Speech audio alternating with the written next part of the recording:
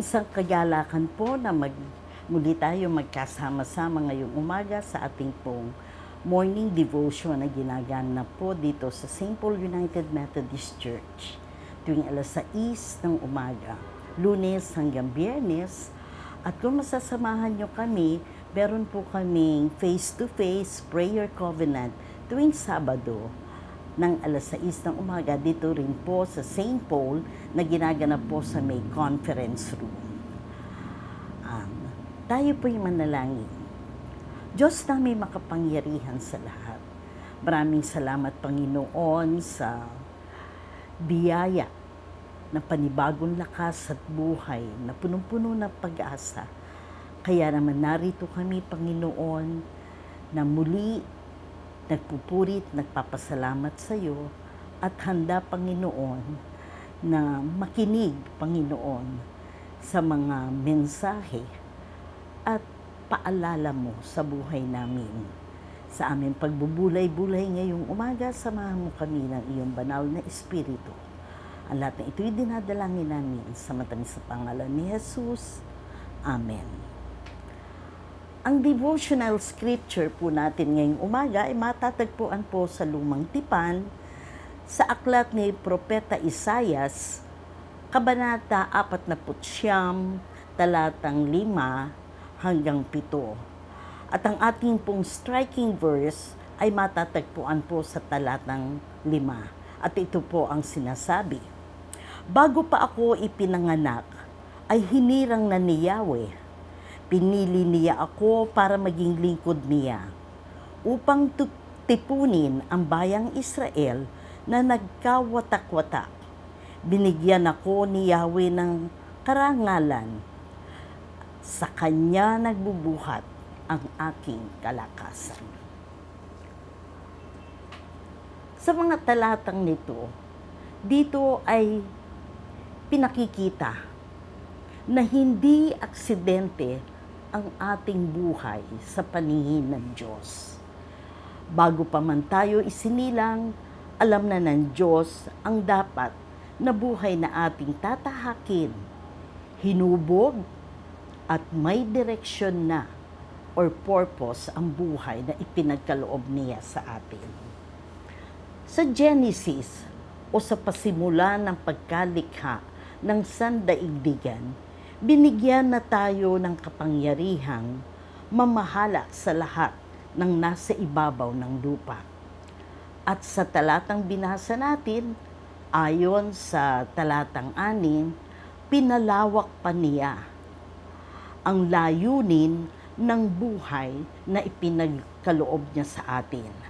Ang sabi sa talata, higit sa lahat, maging liwanag at daluyan ng kanyang kaligtasan. Iyon ay isang bahagi ng layunin pa natin, kaya tayo nabubuhay dito sa mundo.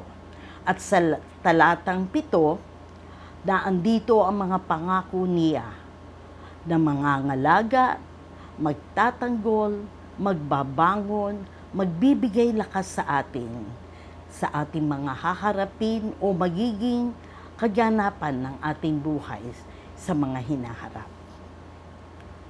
Ang bagong taon na naganap, ilang araw pa lang nakakalipas, ay hindi lamang pagpapalit ng petsa sa kalendaryo from year 2025 to 2026. Tulad din ng pahayag sa talatang mga binasa natin, kung tayo ay hinubog at bago pa man tayo isinilang ay may layunin na ang bawat buhay natin. Sa bagong taong ito, maging ang bawat mangyayari o sitwasyon sa buhay natin ay alam na at kontrolado ng Diyos. Kaya pakaisipin natin bago pa man tayo humakbang sa taong ito, 2026, at sa darating pang mga taon ng buhay natin, may layunin ang Diyos para sa atin. At ituon natin ang ating buhay sa bagong gagawin ng Diyos, sa mga biyaya at pangako niya. Iwan na natin ang mga nakaraan, lalong-lalo na ang mga negatibong pananaw. At kung meron tayo mga tagumpay ng nakaraang taon, ito ay ating lang alalahanin. Ngunit, wag naman sana ito maging sagabal sa pagharap natin sa bagong taon nito. Hindi lang tayo nabubuhay dito sa mundo ngayong panahon natin. May layunin ng Diyos. Sa bawat biyaya ng buhay natin, ang Diyos ay mayroong binabala sa buhay natin.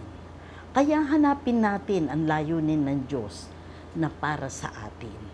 At kung tayo ay napapagod na at parang walang nangyayari o walang patutunguhan ang ating pagtitiga, huwag mawala ng pag-asa. Ang mga pangako ng Diyos ang ating panghawakan, hindi pa tapos ang plano ng Diyos sa atin. Ang ating Diyos, Ama, ang magbibigay ng kulay, tagumpay sa ating buhay sa tamang panahon. Sa pagsisimula ng taong ito, tanggapin natin ang paanyaya ng Diyos.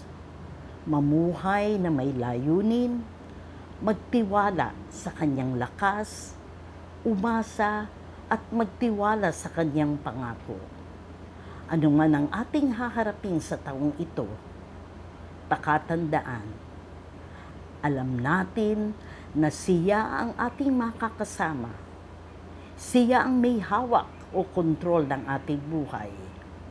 Muli, isang paalala sa atin na ang ating buhay ay may layunin. Ang ating buhay ay nagmumula sa Kanya at ang ating buhay ay hawak ng ating Diyos na makapangyarihan sa lahat. To God be the glory. Tayo'y manalangin. Salamat, Panginoon, sa buhay na kaloob mo at sa mga plano at pangako mo sa aming buhay. Tulungan mo kaming magtiwala, lalo na sa panahong kami ay nanghihina at dumadaan, Panginoon, sa mga pagsubok. Give us wisdom, O Lord, nang madama namin ang iyong presensya, ang iyong paggabay, ang iyong pagmamahal, O Lord, na ito ang magiging kalakasan namin at magbibigay pag-asa sa amin. Sa buong araw na ito, Panginoon, pinauubaya namin, Panginoon, sa iyo ang aming maghapon. Tulungan mo kami, Panginoon, at pagpalain mo kami. Nawa, Panginoon, maging pagpapala rin kami sa aming kapwa at sa aming kapaligiran. Patawarin mo kami, Lord, sa aming mga pagkukulang at sa aming mga kasalanan. Muli, Lord, ang hiling namin, huwag mo kaming susukuhan at tulungan na maiayos, Panginoon, ang aming buhay ayon sa iyong mga plano. At ang lahat na ito, Panginoon, inilalapit namin sa iyong paanan sa Kalbaryo. Alam namin, Panginoon, na wala kaming magagawa kung sa aming sariling kakayanan lamang. Gamitin mo, Panginoon, ang bawat isa sa amin na naaayon, Panginoon, sa iyong panukala sa buhay ng bawat isa. Ang lahat na ito'y dinadalangin namin sa matamis na pangalan ni Jesus. Amen.